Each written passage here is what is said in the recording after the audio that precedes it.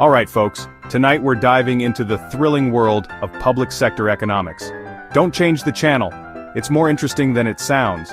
Basically, it's about using our brains, and a bit of maths, before the government spends money. We're talking roads, schools, hospitals, all that good stuff.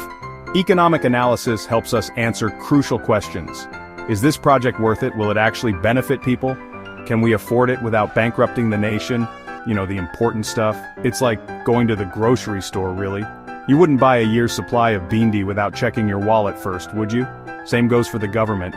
Economic analysis helps them make smart choices with taxpayer money.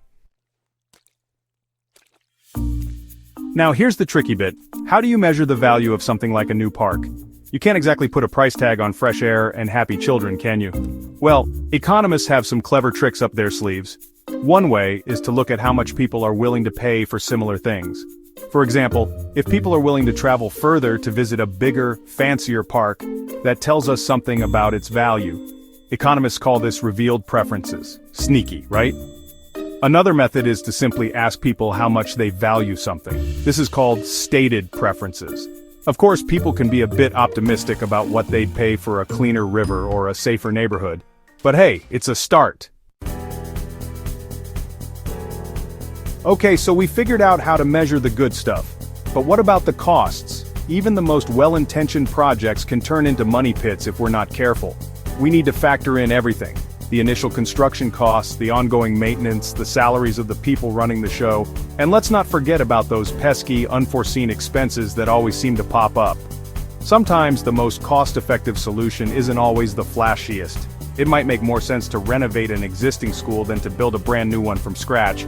Remember folks, every rupee saved is a rupee that can be used for something else. Alright, let's get real for a moment.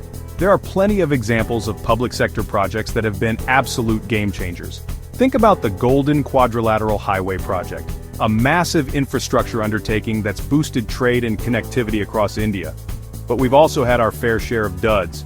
Remember that time a certain flyover was built, only to be demolished a few years later because it was poorly planned and caused massive traffic jams? Yeah, let's not repeat that. The takeaway here is simple.